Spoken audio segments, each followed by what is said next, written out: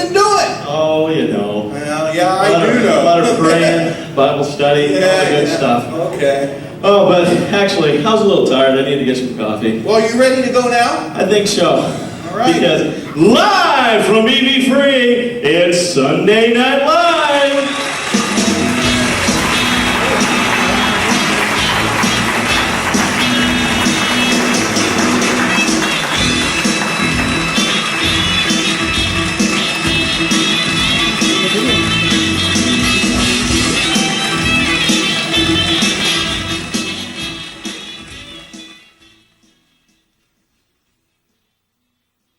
Tonight, all the way from Ferguson, Visalia, Jamie Stevens.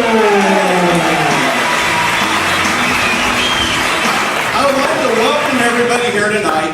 I'd like to thank you for coming to our first annual VEFC Variety Evening Sunday Night Live. So you guys ready to have a good time? Yeah. You got to understand, when we say, are you ready to have a good time, we need to, are you ready to have a good time? Yeah. There you go. Now, first I'd like to start with a little bit of humor.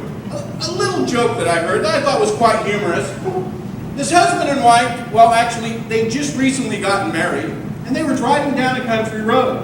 And all of a sudden, the husband hits this rabbit in the middle of the road. So, like most guys, he just keeps driving, and the wife starts crying, and he says, honey, what's wrong? And she goes, oh, but honey, you should have stopped. There had to be something you could have done. Well, dear, it was just a rabbit. Well, but honey, you need to go back. So he stops the car, he drives back, pulls over the side of the road, goes and gets into his trunk, comes up, has this can in his hand, and she's noticing in the rearview mirror that he kind of sprays something on this rabbit, and all of a sudden, a few seconds later, the rabbit starts to twitch. And then all of a sudden, the rabbit gets up and it hops a little bit and goes, hops a little bit more and goes, and hops a little bit more, and pretty soon it hopped off and into the sunset. And so he gets back into the car, and the wife goes, honey, that was amazing. What was in that can? And he said, oh, it was hair restorer with permanent wave. Thank you. Thank you very much. Thank you. All right. Well, first, I've got to loosen up a little bit. Okay, I'm better now. Now I'd like to... I was asked if I could do a little bit of magic, prestidigitation stuff, and I've been working on this one. I've been working real hard on this one. It's a world-famous trick. You probably saw some of the greater David Copperfields. Has anybody ever seen David Copperfield work before? Yeah, there's a gentleman, Lance Burton. Well, I'm Jamie Stevens, and well, hopefully you'll enjoy this. This is my world-famous, well, you'll see what it is.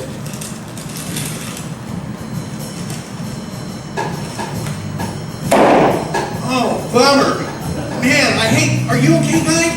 Oh, good. All right. You'll be all right later, okay? Well, I'll tell you what. That didn't quite go over like I would have liked it, but well, he's okay, honest. But I'll tell you what. It sounds like we've got some music going here. Yeah. And you know what?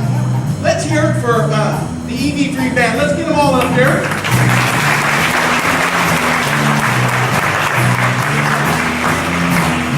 This is the VEFC house band, ladies and gentlemen. You're going to hear them play like you've never heard them play before. This band is world renowned. I mean, they're known all the way to Tipton, Bixley, and you know what? I heard that they even heard about them down in Bakersfield. So let's give them a hand, ladies and gentlemen. Tonight, on guitar. Hey.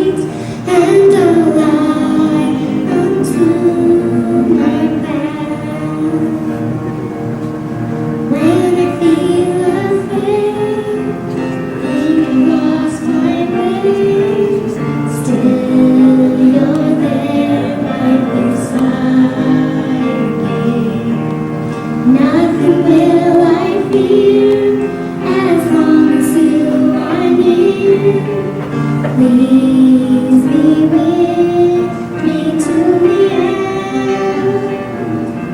Thy word is a lamp unto my feet and a light unto my path. Thy word is a lamp unto my feet and a light unto my path. I will not forget your love for me, and yet my heart forever is wandering. Jesus, be my guide and hold me to your side, and I will love you to the end. Thy word is a lamp unto my feet and a light unto my path. Thy word is a lamp unto my feet and a light unto my path. He's a light unto my path.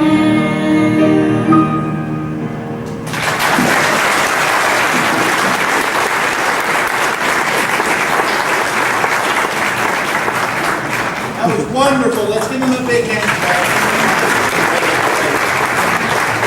You know what? Again, I feel bad about that last trick. You know, guys, I'm real sorry. I've been working real hard, but, you know, to make up for it, I'd like to teach you guys how to do a magic trick. And really, the best way to teach is one-on-one, but it'd be difficult for me to teach each and every one of you a magic trick. So what I'm going to do is I'm going to get somebody up here to help me. Just somebody raise their hand that would be willing to help. You know, well, okay, let me rephrase this. This is audience participation. When I ask for help, I got 2 hands. Now, you know, come on, we're supposed to love one another, help each other out. So when I ask for help, I want to see a whole bunch of hands, okay? A whole bunch of hands, okay? And you know what, you adults that are going, oh, well, it'd be so cute to get the kids up here. Well, you know what? We're all going to be kids tonight, okay?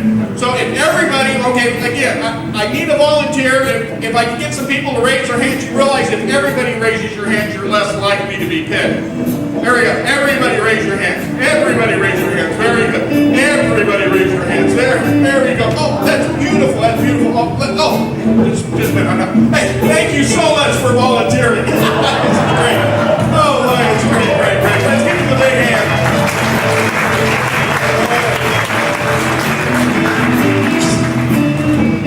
All right, here we go.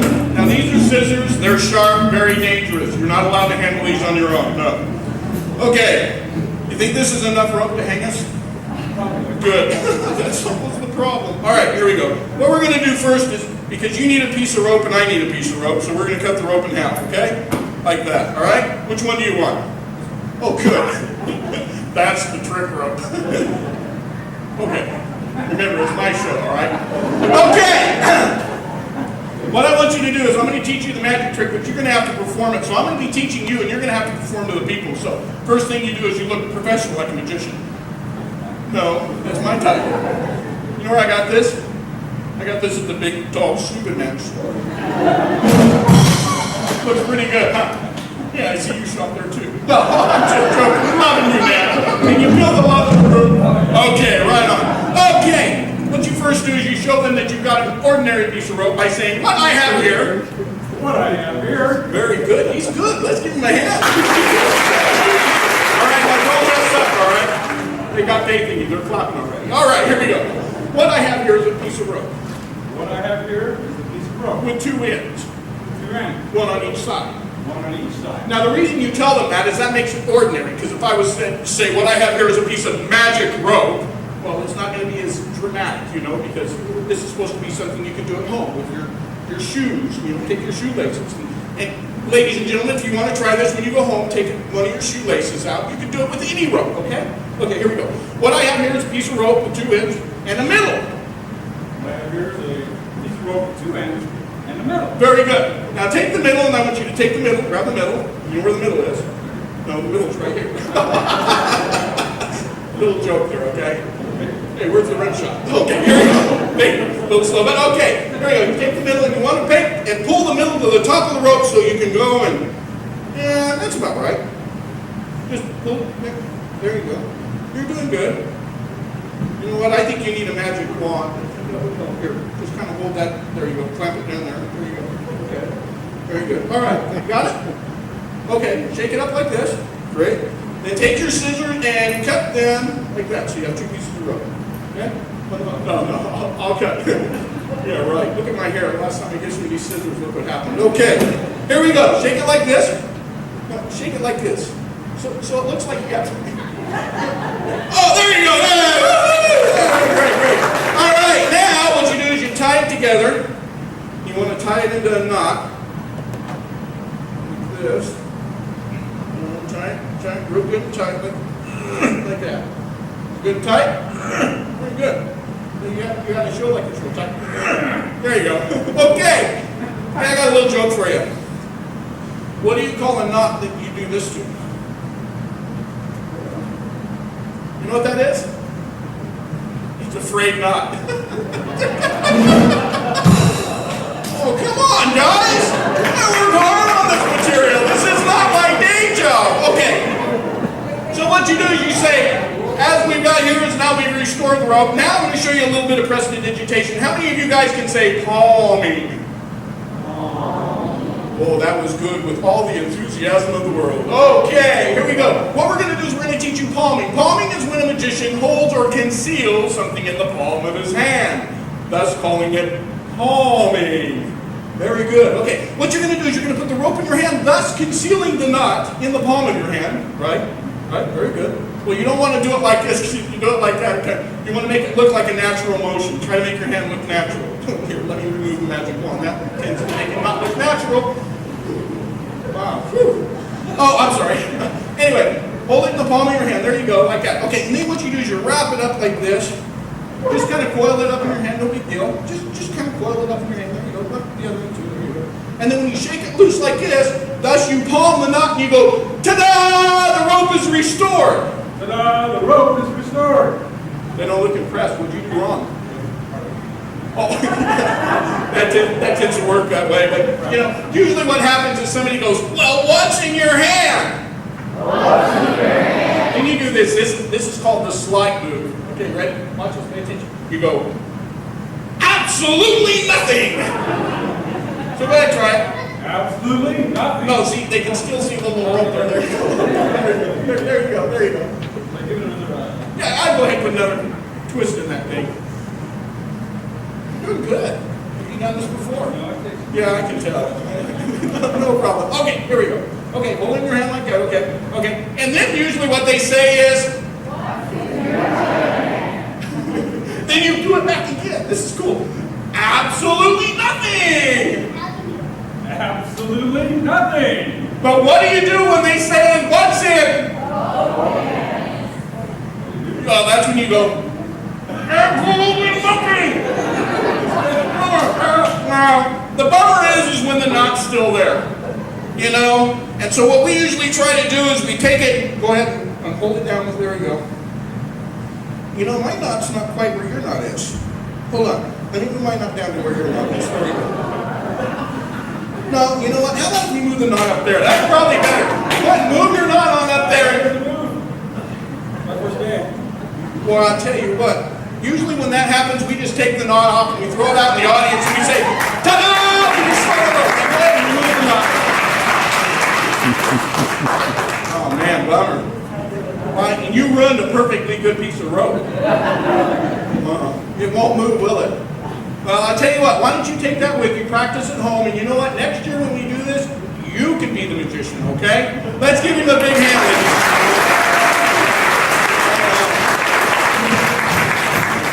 All right, ladies and gentlemen, that was a bit of prestidigitation. What do you think? Oh, I want more. I want more.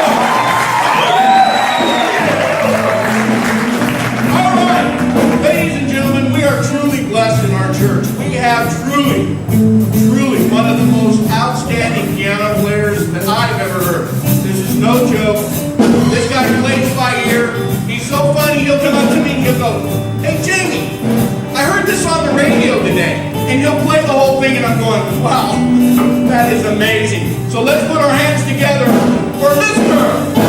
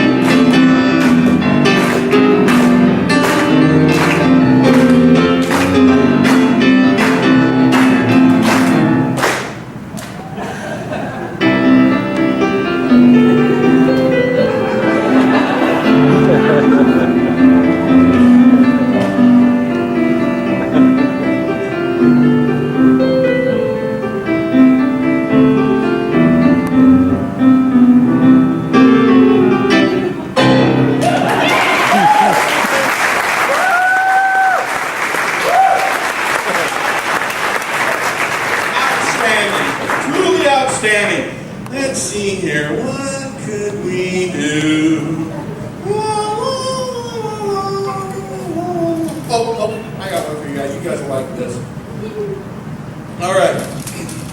You start off with a paper bag, an empty paper bag. It's very important that the paper bag is empty. And of course, you want a bottle of soda. Coca-Cola, preferably. It's a nice size. What you do is you place the Coca-Cola into the bag like so. Now you wave your hand over the top, and you go and abracadabra. You know why they say abracadabra, alakazam, all those kind of things? Because they're trying to fool you. It's called misdirection. So what they do is they go abracadabra. You're looking at them going, what did he say?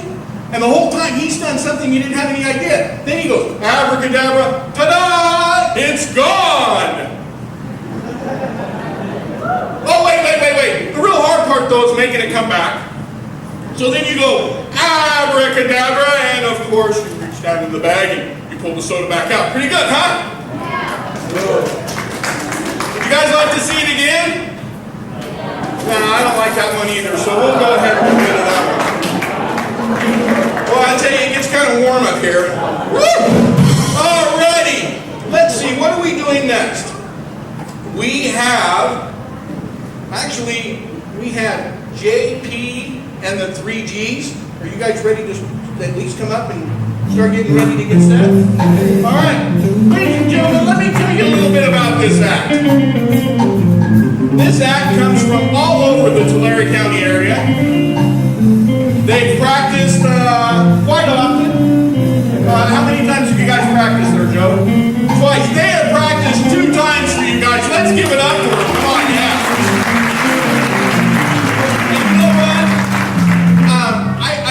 Confused about the name. You know, I went through and at first I thought it was JP and the G's to the 3rd power.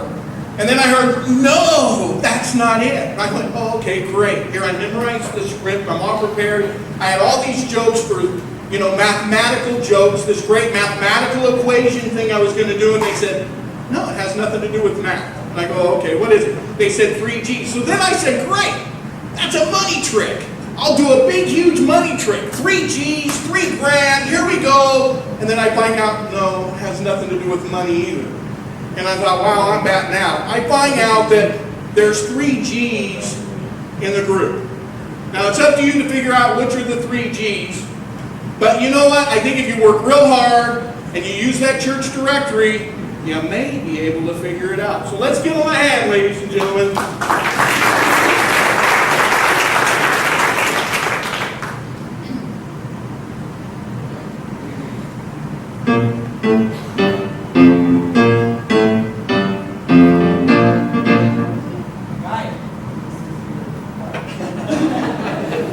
Think of the G's.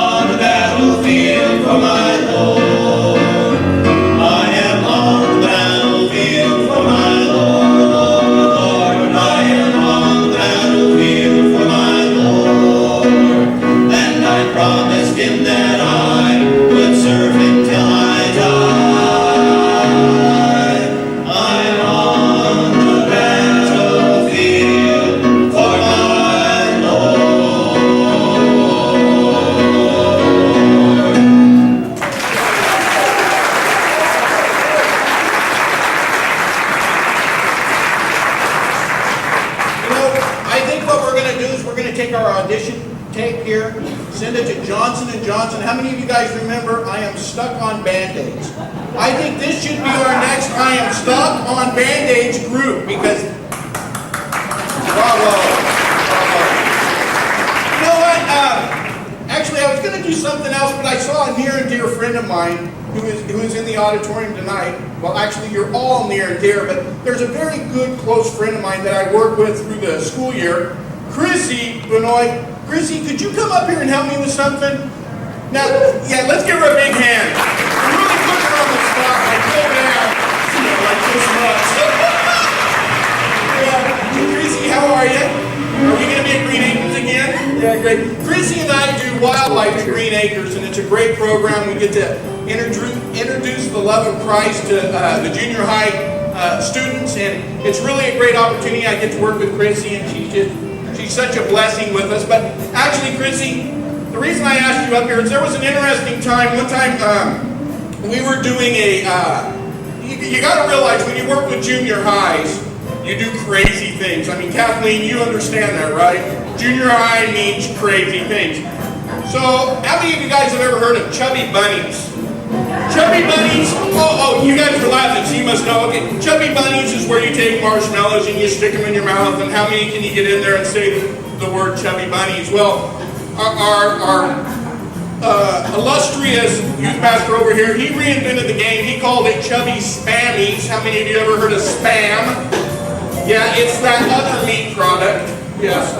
Well, anyway, we played Chubby Spammies, and the game was we cut these chunks of Spam, and you know, how many pieces of Spam could you put in your mouth? Well, Chrissy actually volunteered me to demonstrate the game, so here's payback. All right, Chrissy. Oh, this is great. Chrissy, this is actually... No, it's not Spam. I've got feathers everywhere. Introduce Barbara Ellis.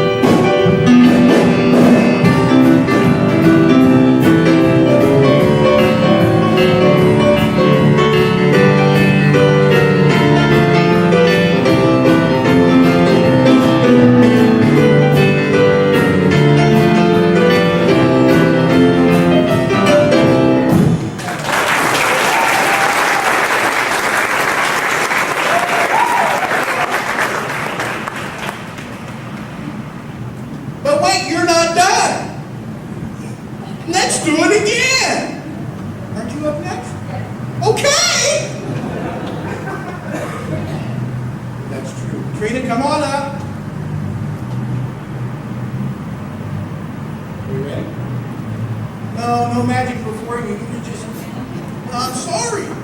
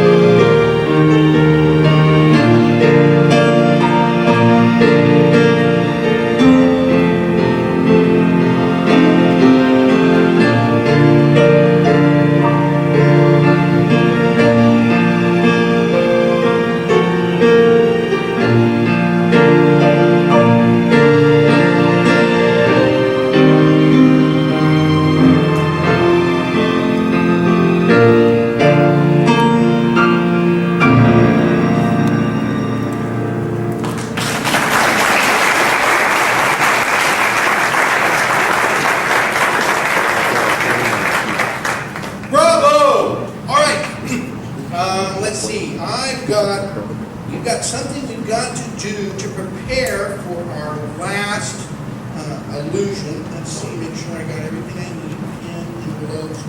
Oh, I know what I'm missing. I need to borrow a $100 bill. Does anybody have a $100 bill? Wow. Okay.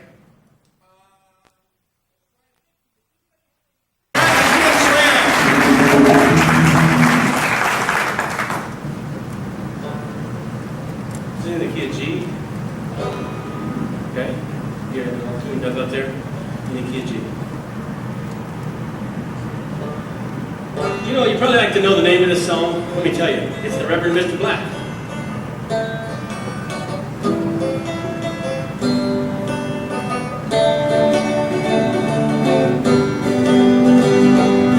He rode. You know, this cowboy hat should have told it right off. He rode easy in the saddle. That's the way the song. That's why I took these props from home so I'd remember.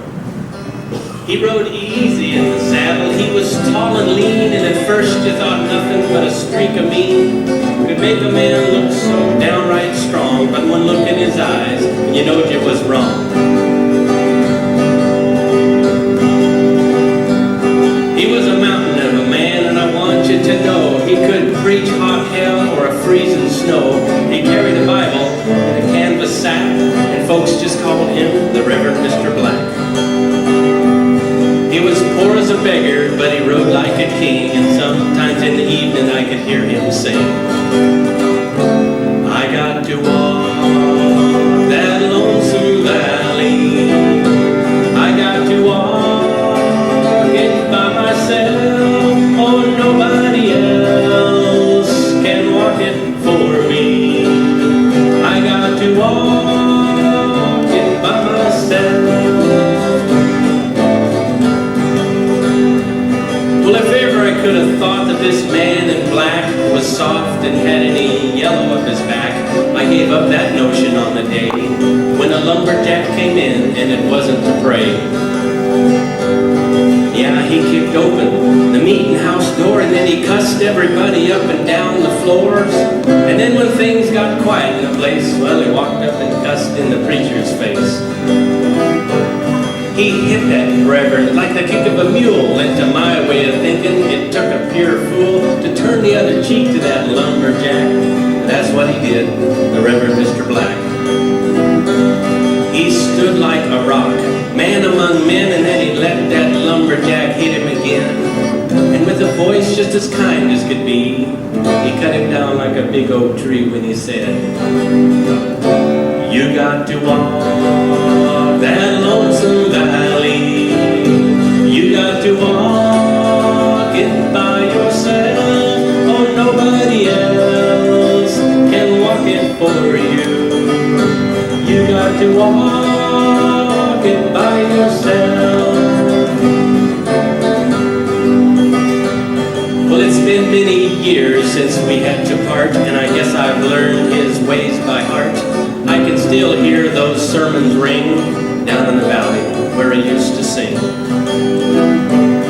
I followed him, yes sir, and I don't regret it. And I hope that I'll always be a credit to his memory, because I want you to understand, the Reverend Mr. Black was my old man. You got to walk that lonesome valley. You got to walk it by yourself, or nobody else can walk it for you. You got to walk it by yourself.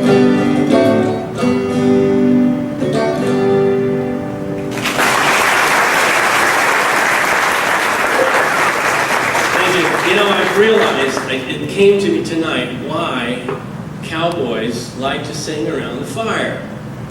It's because when you sing a song, the words are a little bit slower than when you talk, and it's easier for the cowboys to understand. Okay? Well, we were camping up in the mountains, and the Jump family came up and surprised me. Not that they came up, but it surprised me what happened around this pump, because where we were at, you had to pump the water to flush the toilets and wash your face and drink and carry on.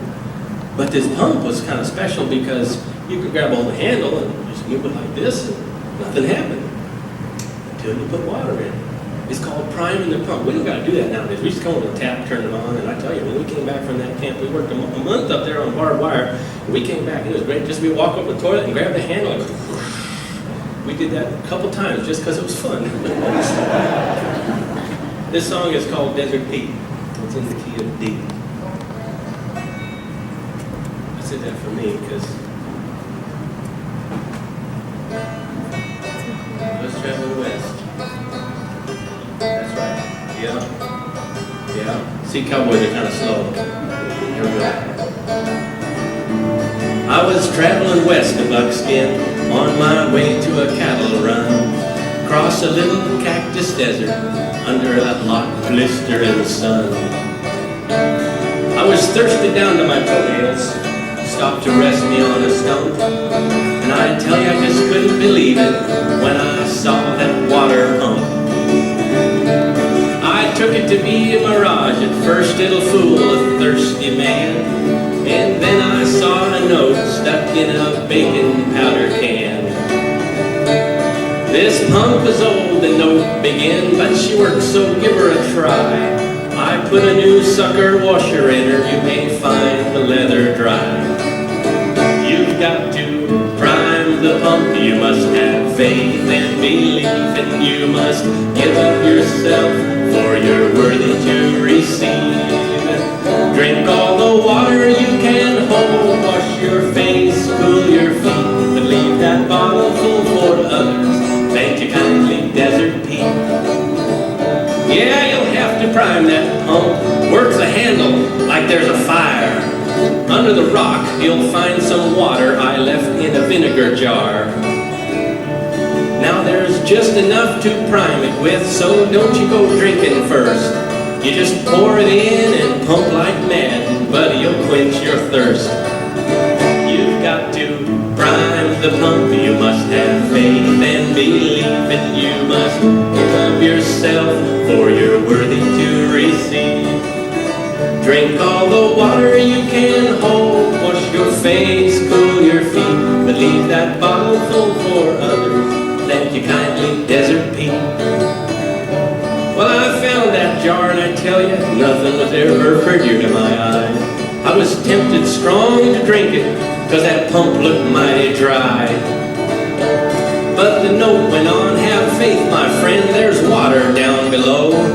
You've got to give to really get, I'm the one who ought to know. So I poured in the jar and I started pumping, and I heard a beautiful sound of water bubbling and splashing out of that hole in the ground. So I took off my shoes and I drank my fill of that cool, refreshing treat. I thank the Lord and I thank the pump and I thank old Desert Pete. You've got to prime the pump, you must have faith and belief, and you must give up yourself, for you're worthy to receive. Drink all the water you can hold, wash your face, cool your feet, but leave that bottle full for others.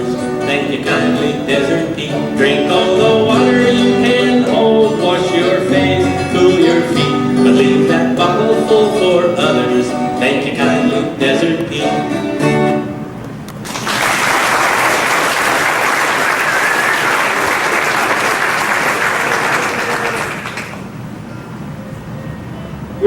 We appreciate being able to do a couple of these songs. There's some that are really special, and like I say, there's cowboys. They talk a little slower and wear big hats. They keep suns off their head because, well, most cowboys I think are bald when they get old. But I don't know about cowgirls. I've never looked under a cowgirl hat, but there's some meaningful songs that are sung, and one in particular that we kind of liked. Well, it involved going to church and the reality that, well, how to deal with life, stuff like that. It's in the key of C. That helps me remember what to do here.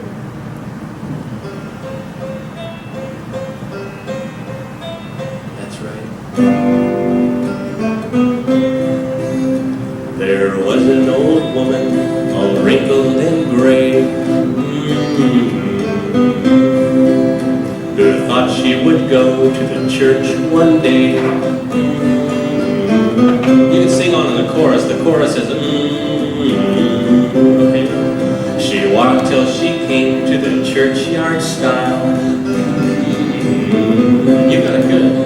And there she sat down to rest for a while.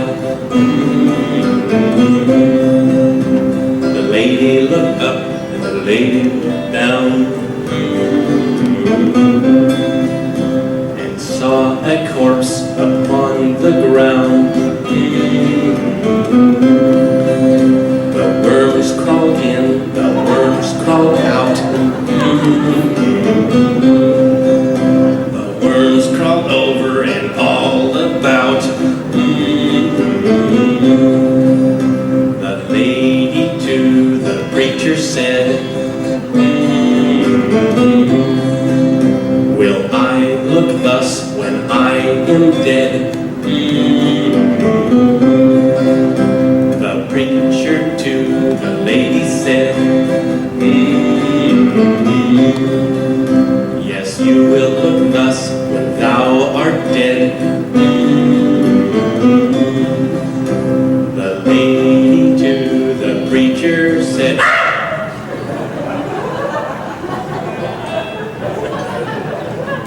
it's great song.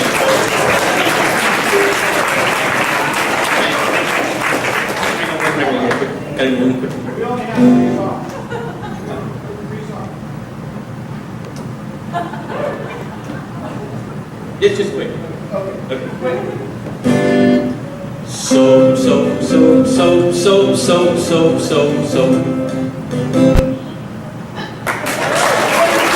have to clean up the act a little bit. Sing about 8 bars.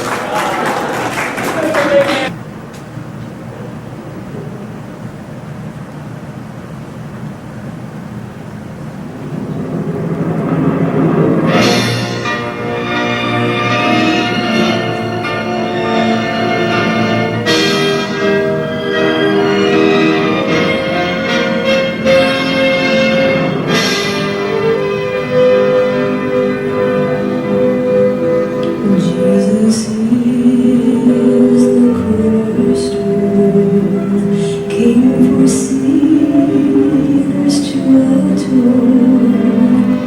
Though rejected by his own, he became the cornerstone. Jesus is the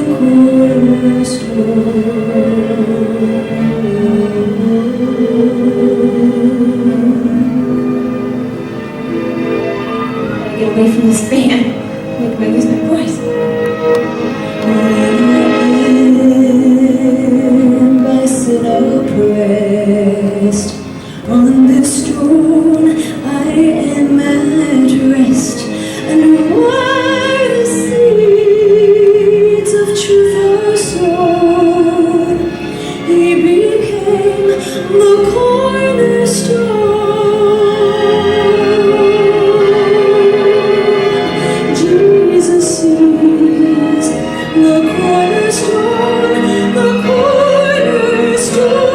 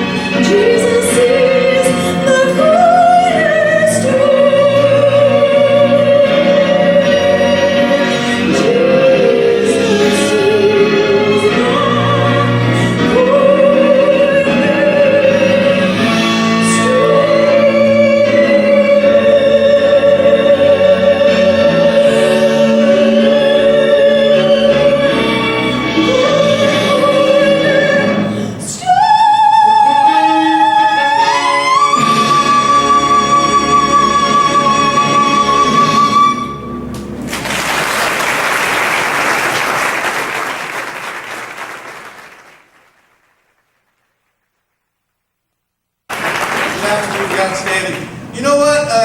Actually.